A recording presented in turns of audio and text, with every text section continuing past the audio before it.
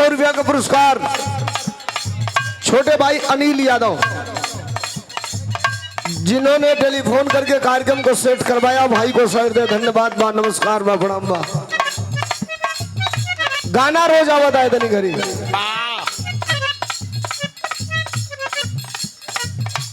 रोज नया नया तरह जावत बा, नया नया कलाकार स्ट्रगल कर रहे हैं, वो प्रयास कर रहे हैं कि कुछ अच्छी चीज दिया जाए। अच्छा है आज के डेट में होत का बा। अच्छा का मतलब कि आज के 25 साल पहले वाला अच्छा नहीं खे। कौने चीज का नाम कितना अच्छा तरीका से रखा जाए वही अच्छा बात। जन्नत देखे के बाटे तो अब कलाकार ने लिखा, गायक ने गाया कि जन्नत देखे के बाटे तो नथुनिया लेके आई हो तब खोल के देखे हैं। रुक भाई रुक, हम कुछ और ही जगह लेके जाते नहीं थे, दूसरे जगह मत ले जाओ। भाव समझिए आप, और आप अपनी चॉइस भी तो जरा डिक्लेयर करिए कि आप पसंद क्या कर रहे हैं। अच्छा 40% भी रही है इसनो बाना जगह ढोलक में, हारमोनिया में, करताल में मूर्छा धले बा। 40% ऐसा वाला कि रोज गावत अंतर का बा भाई, वो गाने में गावला, हो गाने में गावला। समय के हिसाब से जिसने अपने आप को परिवर्तित कर लिया वो सफल हो गया। अजय क्रिया खा ले बा कि ना हम एकदम उजरे रहो तो रहो उजर भाई। जगह पंडित जी कहला कि उजरे उजर बा, सूखा पड़ गई तब उजरे उजर, बरखा हो गई तब उजरे उजर। मास्टर कुछ बताओ तरन कौनो मेहरारू का बड़ा दर्द बा, कहत नहीं के बड़ा परेशानी में भी आ। एगो लड़का होके परेशान करता, मर्द एक दिन देखल उसकी चेहरा एक गिरल बा, पूछलस का जी करे जा इतना खियाईला इतना पियाईला, चेहरा पर 12 बजत रहता, मोटात नहीं खू, काहे कारण का बा? पंचगाव ली है। असल में रामदेव की कंपनी में ट्रेनिंग ले रहा है बच्चा। पंचगाव हो या एगो सिरप हो, एगो दुकान लौड़ेन भाषा में एगो सिरप आइल बा उनके के भाषा में। देखो एगो नाव धरा दला सब भैया। मास्टर बजा बतान कौन गीत?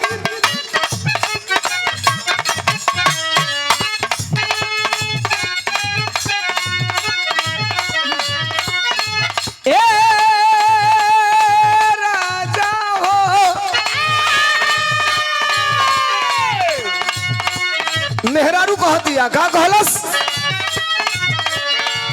अरे छत पर रही तो बेला ताकि राजा जी।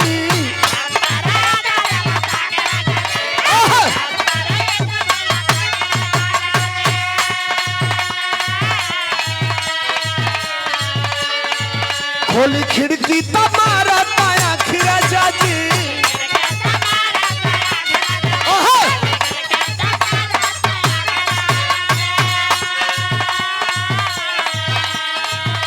मर्दा कलस रुक रुक रुक रुक रुक रुक रुक, कौने का हिम्मत हो गई लेके हमारा घर की ओर नजर उठा के ताक गई। हाँ कौन ताऊ लड़की अब मेहरुआ बतावती है का बताउलस, अरे छत पर रही तो देला ताकि राजा जी। खोली खिड़की तुम्हारा ताया राजा जी।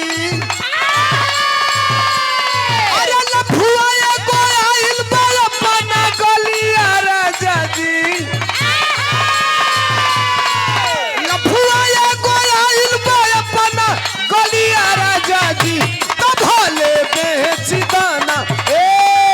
अब इतने सुना डिस्टर्ब करता लड़का मेहरारू कह दिया, लेकिन अगर रिक्वायरमेंट तनी सुनबो, यो के मारे का नहीं खेकत, ओके भगावे का नहीं खेकत, अपना मरद से को सामान कीने के कह दिया। तनी सुनिए लोग आज का मेहरारू कितना खतरनाक बाली से कैसे। अरे छत पर रही तो बेला ताकि राजा जी। खोली खिड़की तुम्हारा ताया राजा जी। अरे लफुआ को आइल बा अपना गलिया राजा जी। अरे लफुआ को आइल बा अपना गलिया राजा जी। तब भले बेच दाना कनवा के बलिया दुन दुनलिया किनके लावा राजा जी हल बेच दाना कनावा के बलिया दुनलिया किनके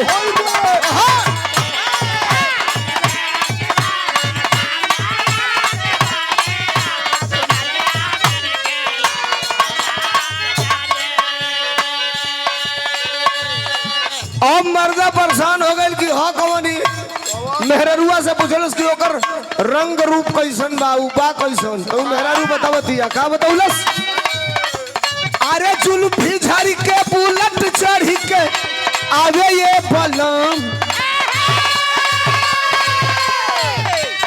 अरे जुल्फी झाड़ी के बुलट चढ़ी के आवे ये बलम अभी छोकरे बाटे हो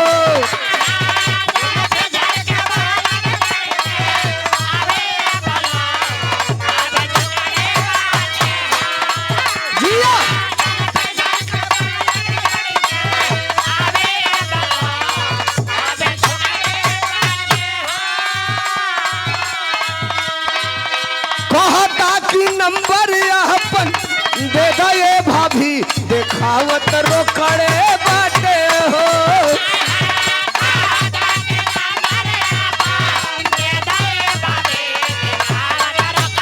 जिया जिया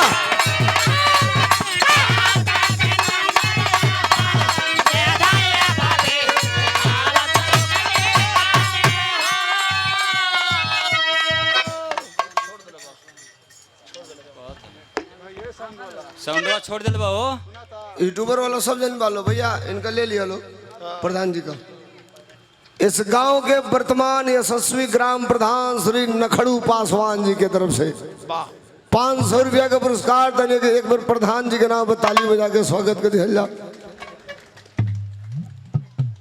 टाइम तो खत्म हो गई बा एडवांस में प्रधानी लोग करता लो अब धीरे धीरे कार्यकाल जो बढ़ा तो कुछ भेटा तो खाली सील बंद बाबू अब इनके भेटा रुक रहे मतलब बतियाई तो मैं गिड़बिड़ का कर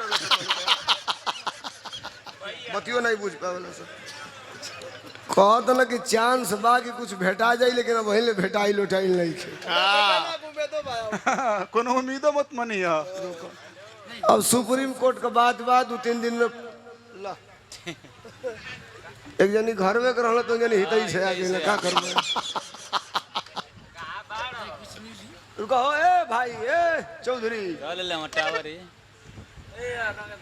धीरे से नगेंद्र भाई नखड़ू भाई की तरफ से 500 रुपया का पुरस्कार बा फिर विचार बा लड़े उड़े के दोबारा बाटे जय हो 500 में तो बरो बोल दिए कि यही बेरी आई फिर हुआ हाँ ठीक साजी का नहीं ठीक ही माल तू पर आई बाप धन्यवाद नमस्कार मेरे रुआ कहत रहन का कहलस अरे जुल्फी झाड़ी के बुलट चढ़ी के आवे ये बलम अभी छोकरे बाटे हो अरे कहता कि नंबर अपन दे दे ये भाभी देखावत रोकड़े बाटे हो ए खुशी चिन्हा बतावतिया हमें उत्तर गांव के बगल में के हमारा राजा धोई के बगल में के हमें उत्तर गांव के बगल में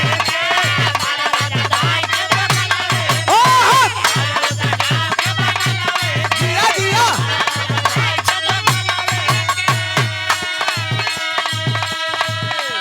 सावन का महीना चला था इस सावन का याद दूसरी सोमारी है आज दूसरी सोमारी है देखो हमारा और गाना आयल बा आप लोगों ने सुनिया लोग बड़ा तेजी से जनता के बीच में बड़ा अच्छा लगा लोगों का रिक्वायरमेंट बड़ा अच्छा आयल इस सावन के महीना में हम गोले बानी क्या मास्टर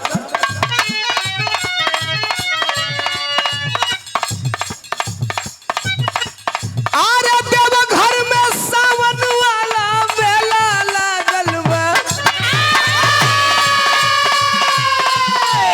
अरे देव घर में सावन वाला मेला लागल बा भोलेनाथ के चढ़ावे खातिर जलावा कांवरियन करे लागल बा भोलेनाथ के चढ़ावे खातिर जलावा कांवरियन करेला।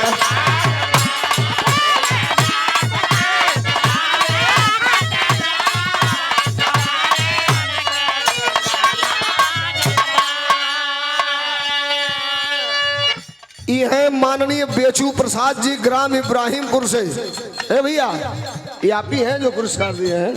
अच्छा। ग्राम सभा अम्मा भेलौर से प्रधान पद के भावी प्रत्याशी बेचू प्रसाद जी, ग्राम इब्राहिमपुर, 100 रुपया का पुरस्कार। भाई के धन्यवाद बा, नमस्कार बा, प्रणाम बा। आप सबके बहुत बहुत नमस्कार बा, बहुत बहुत प्रणाम बा।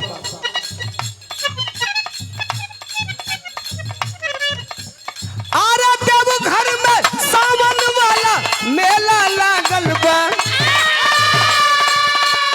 अरे जब घर में सावन वाला मेला लागल बा, तो भोलेनाथ के चढ़ावे खातिर जलावा कांवरियन करेला लागल बा।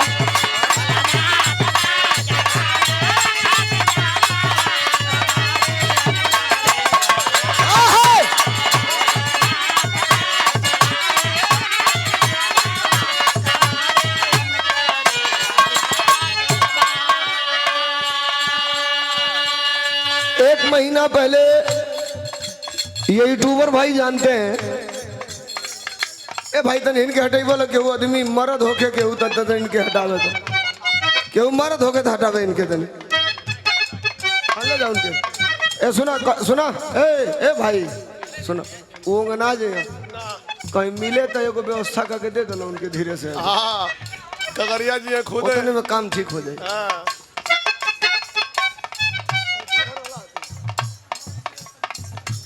ये रवि रेडियो के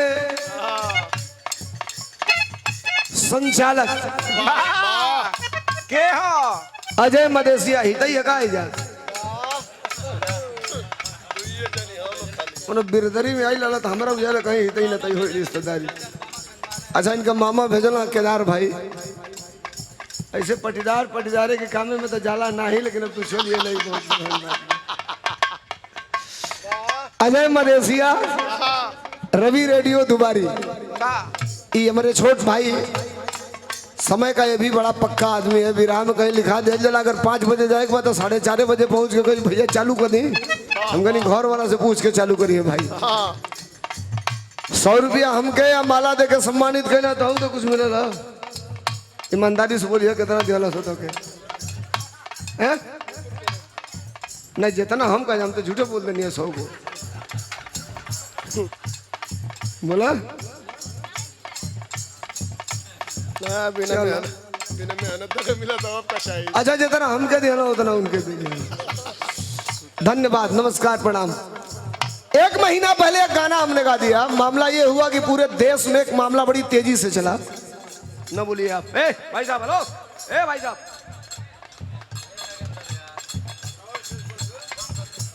हम बंद कर देंगे बिरा ना, मत बोलिए। इसके बाद बोलेंगे तो मैं बंद कर दूंगा, पक्का जान लीजिए आप। नहीं तो आप नीचे उतर जाइए। कलाकार कितना मेहनत से मूवमेंट बनाता है वो जानता है।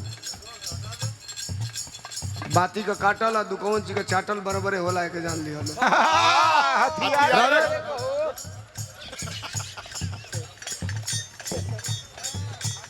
एक महीना पहले एक मामला बड़ी तेजी से देश में वायरल हुआ और मैंने रियल थोड़ा सा क्लाइमेट समझ करके गा दिया।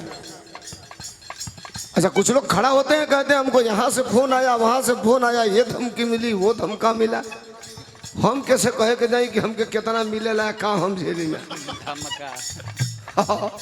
एक दिन वो बिरागा उतर जाते, वो लड़की कहती है हमके बड़ी जगह से धमकी फोन होता। हम बोले ठीक है बाप, क्या करवा। 99% मेरी ही बात को दूसरे जगह बोलना है और बाद में हमारे ही सामने अंग्रेजी बतियाना है। सवाल ये नहीं है साहब, मैं गा रहा हूँ, आप सुन रहे हैं, आप आजाद हैं, आपकी मर्जी। जब तक अच्छा लगेगा सुनेंगे, नहीं अच्छा लगेगा उठ के चले जाएंगे। मैं खरीद के थोड़े रखा हूँ आपको। लेकिन एक बात सुनिए, सबका अपना अपना तेवर है। मेरा नाम धर्मेंद्र सोलंकी है। मैं केवल गायक नहीं हूँ, समाज की अच्छाई और बुराई को भी अपने गाने में इंक्लूड करके गाता हूँ। और तब हमने इस देश में एक बड़ी चोरी हुई, बड़ी डकैती हुई, और उस डकैती पर एक लाइन गाया तो बड़े लोगों को बुरा लग गया। वाह। का गोलनी मास्टर?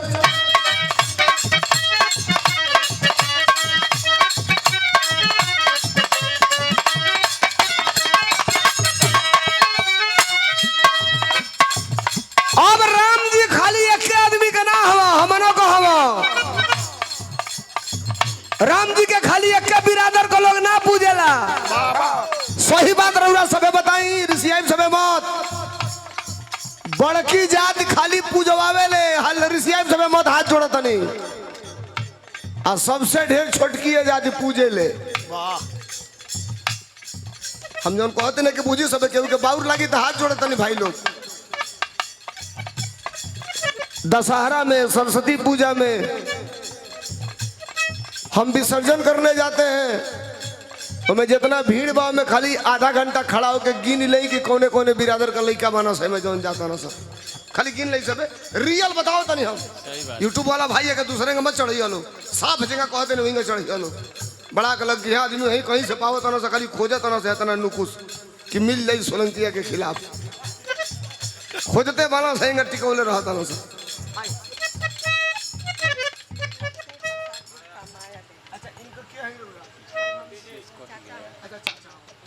श्री लक्ष्मी प्रसाद गुप्ता माया देवी इनके चाचा जी हैं जो दिवंगत आत्मा है बाबूजी।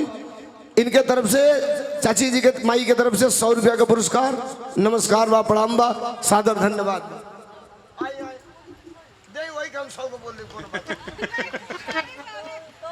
कम बात वो बोल देगा नौवा बता।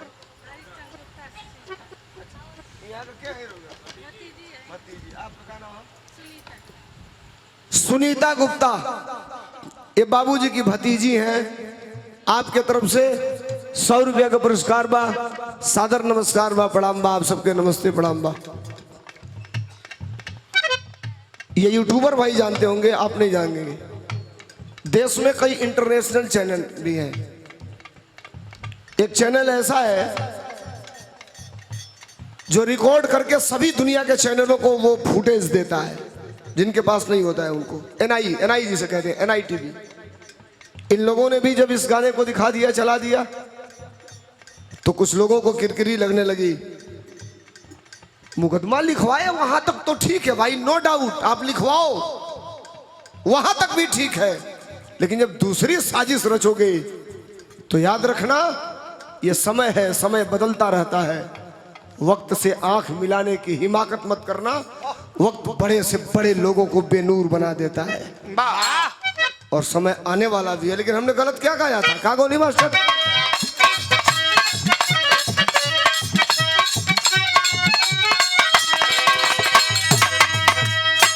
ये गौली अरे कैसे राम जी हो, कैसे राम जी लगई हो बेड़ा पार हो, कैसे राम जी लगई हो बेड़ा पार। डकैती उनकी घरवे में भइल हो, कैसे राम जी लगई हो बेड़ा पार। डकैती उनकी घरवे में भइल।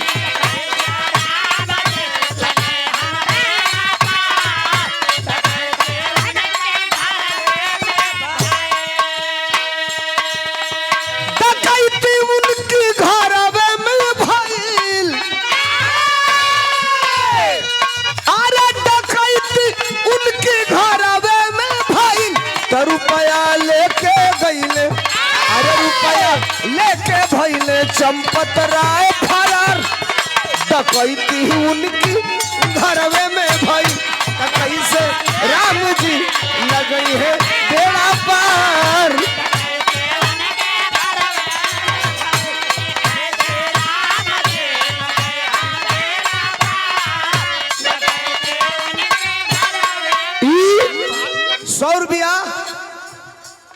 राजेश मास्टर आपके तरफ से 100 रुपया अच्छा सुना है भैया।